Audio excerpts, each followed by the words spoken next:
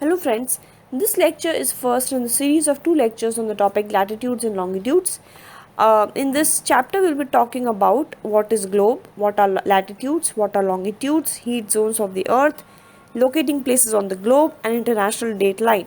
In this lecture we'll be covering what is globe, what are latitudes and what are longitudes, heat zones of the earth. Next lecture we'll be covering the rest.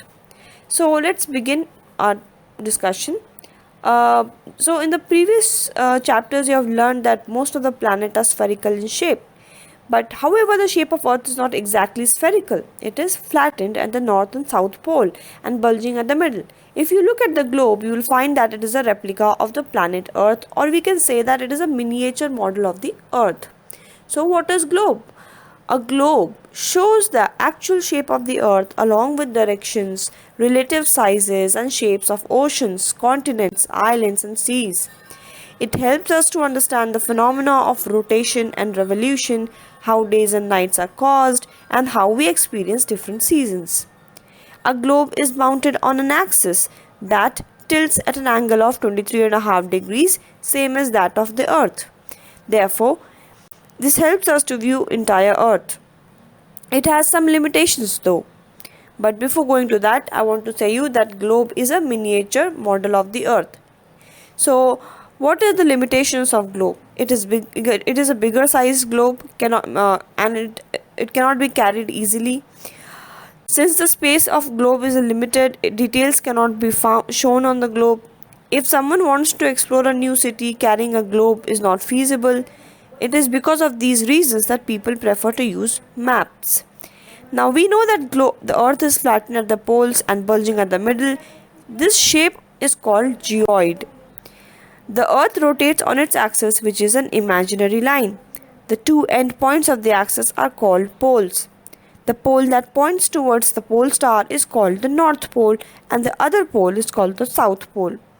These poles are also used as the reference points. For our convenience, we often divide the earth into two equal parts by drawing a line midway between North Pole and the South Pole. This line is a circle and is called equator. The part of the earth which lies in the north of the equator is called northern hemisphere, and the part of the earth which lies in the south of equator is called the southern hemisphere. So, now we move on to the imaginary lines called latitudes. Now to locate a place on the earth, imaginary lines are drawn on the globe. The set of circles between the north and south pole are called lines of latitude. As these lines run parallel to the equator, they are also called parallels of latitude. The distance of a place using north or south of the equator is measured in angles. This angle is latitude of that place, and the distance between each latitude is 111 kilometers. To know the exact location of a place, it is important to divide the latitudes into degrees and minutes. The value of each latitude is followed by a symbol N or S to denote which hemisphere the place lies. The equator represents 0 latitude, 0 degree latitude. Since the distance from the equator to either of the poles is 1/4 of a circle, it will measure as a 1/4 of 360 degrees, that is 90 degree. Thus 90 degree north latitude marks the North Pole and 90 degree south latitude marks the South Pole. Now we come out to features of latitudes. There are 181 parallels of latitudes, 90 in the southern hemisphere, 90 in the northern hemisphere, 90 in the southern hemisphere and the equator. Exact parallel of a latitude is a circle and they do not cross each other. Latitudes, each parallel of a latitude is and they do not cross each other. Latitudes are of unequal lengths. The equator is the longest latitude. The distance between the latitudes is always equal except at the poles where it is little more, and that what is near the equator, as the earth flattens at the poles. So now coming on to the important latitudes. Besides the equator, the North Pole 90 degree north and the South Pole 90 degrees south, there are 4 other important parallels of latitudes. These are the Tropic of Cancer at 23.5 degrees north in the northern hemisphere, the Tropic of Capricorn at 23.5 degrees south in the southern hemisphere, the Arctic Circle 66.5 degrees north, and Antarctic Circle 66.5 degrees south of equator. So, how many latitudes, important latitudes we have talked about? One is equator, other North Pole, South Pole, then the Tropic of Cancer, Tropic of Capricorn, and Arctic Circle and the Antarctic Circle. Now we come out to the heat zones of the Earth. With the help of latitudes, we are able to demarcate certain temperature zones. There are three main heat zones, which are the torrid zone, the temperate zone, and the frigid zone. The torrid zone, it lies between the Tropic of Cancer and the Tropic of Capricorn. This zone receives vertical sun rays throughout the year, and hence this zone experiences very high temperature.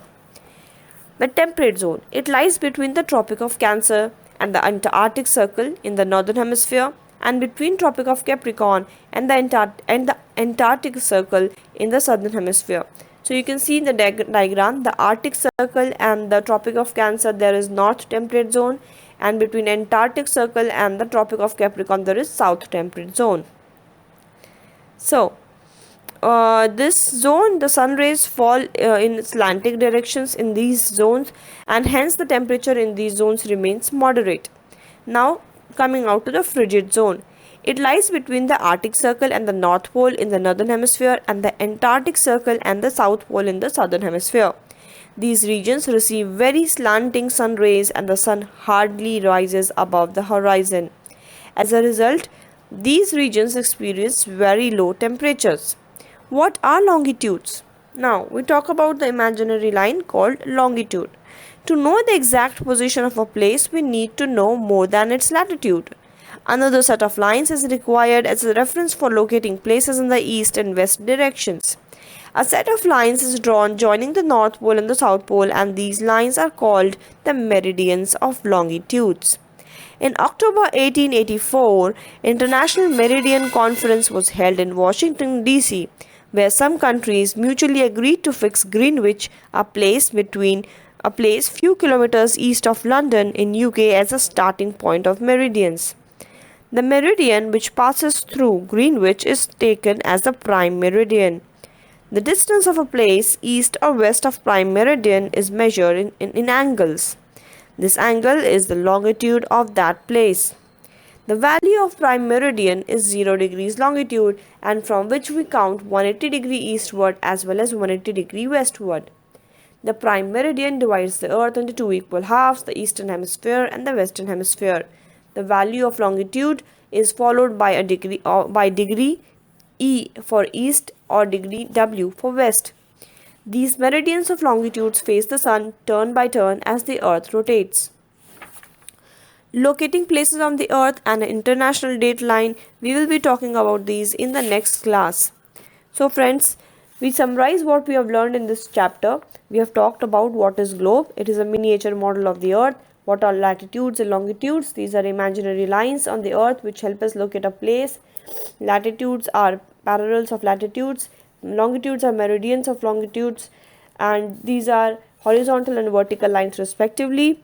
One application we have come across of latitudes, that is locating the heat zones of the earth. We have demarcated the heat zones of the earth.